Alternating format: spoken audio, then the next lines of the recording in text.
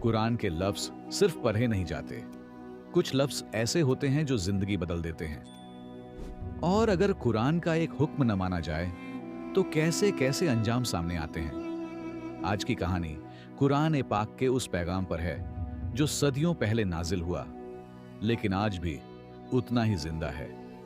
बहुत पुरानी बात है, और जो अल्लाह के हुक्म पर सब्र करता है, अल्लाह उसके लिए ऐसी राह बना देता है जहां से उसने सोचा भी नहीं होता। लेकिन यहया के शहर के लोग इस बात पर हंस देते थे। उनका कहना था, यह बातें सिर्फ मस्जिद तक अच्छी लगती हैं। यहया के वालिद की वफात के बाद उस पर जिम्मेदारी आ गई। घर चलाना, मां का ख्याल रखना और कुरान पर कायम रहना, यह सब आसान नहीं था। एक दिन शहर के अमीर लोगों ने यहया को एक बड्डी ऑफर दी।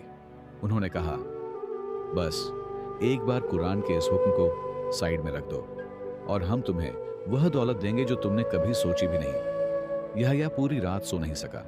उसके एक तरफ मां थी और दूसरी तरफ कुरान ए पाक का हुक्म। सुबह होने से पहले उसने वजू किया, कुरान खोला और जो आयत उसके सामने आई, उसने यहया की तकदीर का रुख बदल दिया।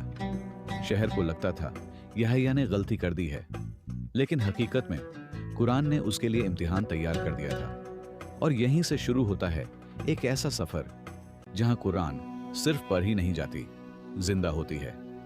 सुबह की पहली रोशनी के साथ यहया ने अपनी मां के पैर छुए। उसकी आंखों में थकान थी, लेकिन फैसला पक्का। शहर के अमीर उसका इंतजार कर रहे थे। उनका कहना था, बस एक बार कुरान के इस हुक्म को नजरअंदाज कर दो और जिंदगी भर की आसानी तुम्हारे कदमों में होगी। यहया ने गहरी सांस ली और सिर्फ इतना कहा, मैं उस चीज को कैसे छोड़ दूं जो मुझे अंधेरों में भी राह दिखाती है। यह सुनते ही उन लोगों के चेहरे बदल गए। वह मुस्कुराए, लेकिन वह मुस्कुराहट रहमत वाली नहीं थी। वह मुस्कुराहट इम्तिहान की शुरुआत थी।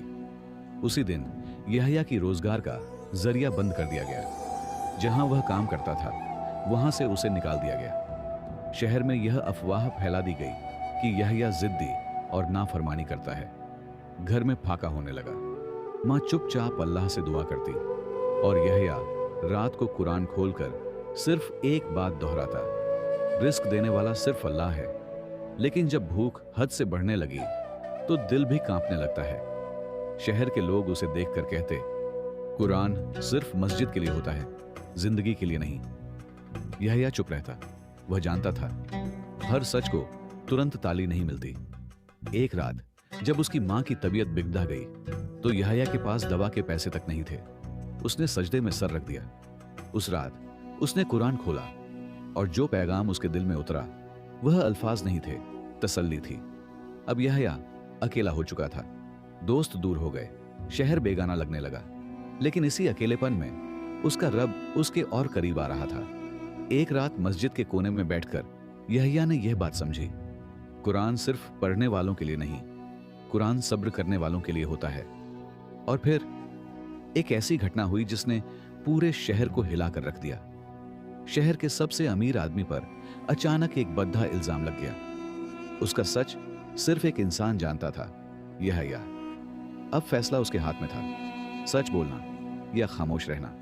और कुरान के लफ्ज अब सिर्फ किताब में नहीं थे, यहया के फैसले में थे। शहर के बीच एक अजीब सा सन्नाटा छा गया था। जिस आदमी को लोग रहनुमा कहते थे, जिसके दर पर फैसलों की मुहर लगती थी, उसी पर अब बद्धा इल्जाम आ चुका था। और इस सच का गवाह सिर्फ एक था, यहया। उस रात यहया मस्जिद के पिछले हिस्से में बैठा था। दिए की हल्की रोशनी में कुरान खुला हुआ था, मगर आंखें लफ्जों पर नहीं, अपने दिल पर थी।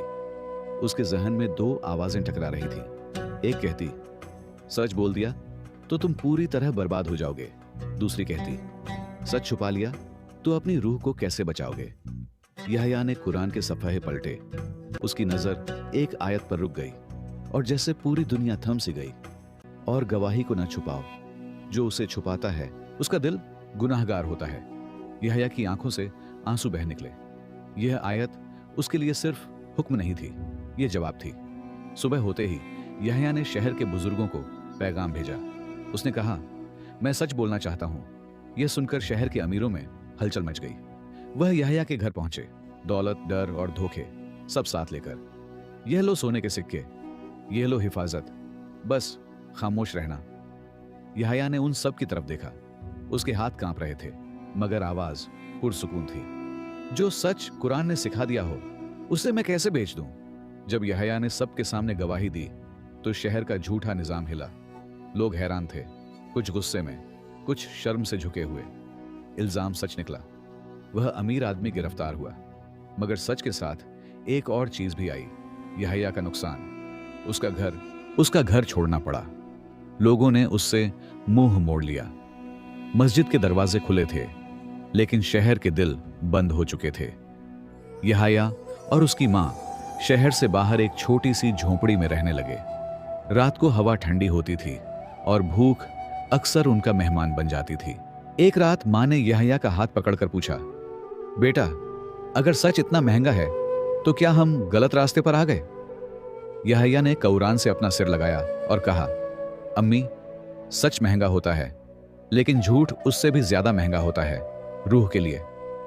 कुछ दिन बाद एक मुसाफिर झोंपड़ी पर आया। उसके चेहरे पर सफर की थकान थी, लेकिन बातों में नरमी थी। उसने पूछा, तुम ही यहया हो जिसने शहर के खिलाफ सच कहा था? उसने एक छोटा सा थैला यहया के सामने रखा और कहा, यह किसी का एहसान नहीं है, यह एक अमानत है। थैला खुला तो उसमें इतना था कि कई महीनों का खर्च निकल सकता था। यहया ने हैरानी से पूछा कि यह किसने भेजा है? मुसाफिर मुस्कुराया और बोला, उसने, जो तुम्हारे सच का गवाह था जब तुम अकेले थे। यहया समझ गया। उसकी आंखें सजदे में झुक गईं।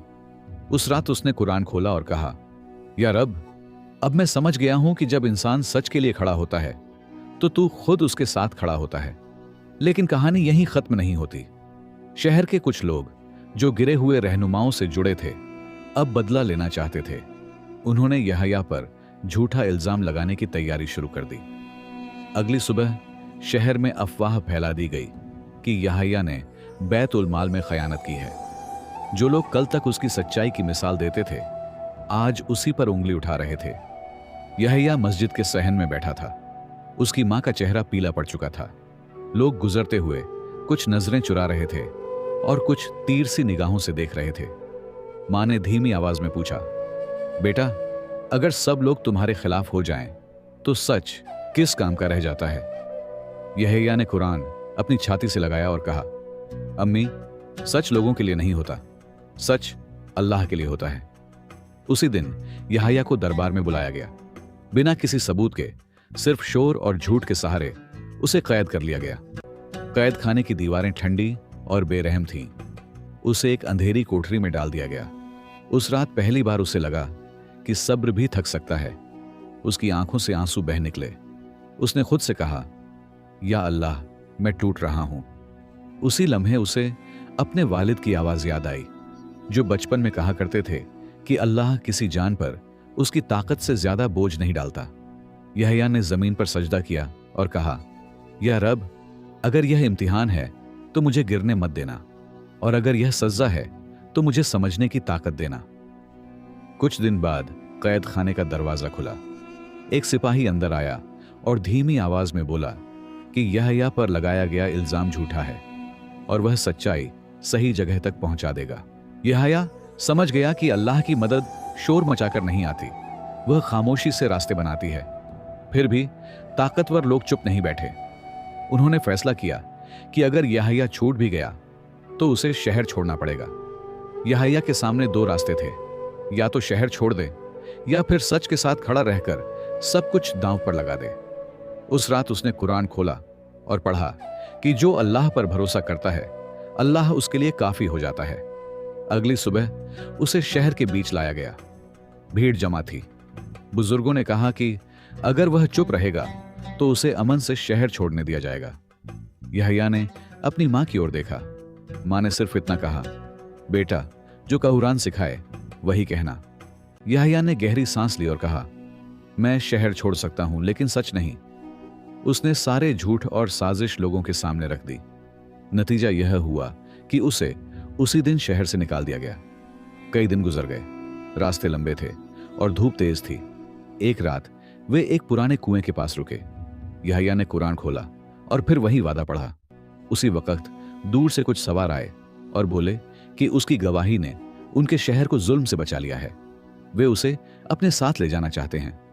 वहां यहया को इज्जत मिली, उसकी सच्चाई को कानून बनाया गया, लेकिन वह कभी घमंड में नहीं पड़ा। हर फैसले से पहले वह कहता, मैं गलत हो सकता हूं, कुरान कभी गलत नहीं होता। वक्त बदला, वही शहर जिसने उसे निकाला था अंधेरे में डूब गया। आखिरकार लोग शर्मिंदा होकर यहया के पास आए और उसे वापस बुलाया। यहया ने कुरान खोला और समझ गया कि सच का मतलब बदला नहीं, सुधार होता है। जब वह वापस लौटा तो उसने किसी को दोष नहीं दिया। उसने सिर्फ कहा कि जिस दिन हम कुरान को सिर्फ पढ़ते नहीं बल्कि मानते हैं, उसी दिन हम जीत जाते हैं। यहया अमीर नहीं बना, लेकिन उसे सुकून मिला। उसकी मां ने कहा कि उन्होंने सब्र का फल देख लिया। यहया मुस्कुराया और बोला कि यह उनका नहीं बल्कि कुरान का वादा था। कुरान सिर्फ अल्फाज नहीं है, वह जिंदगी के फैसलों में जिंदा होता है। जो उस पर कायम रहता है वही आखिरकार जीतता है। अगर आपको कुरान ए पाक से जुड़ी इबरत भरी कहानियां पसंद आती हैं तो द स्टोरी पाथ को लाइक, शेयर और सब्सक्राइब जरूर करें। मिलते हैं अगली ऐसी ही वीडियो में। तब तक अपना ख्याल रखना। अल्लाह हाफिज।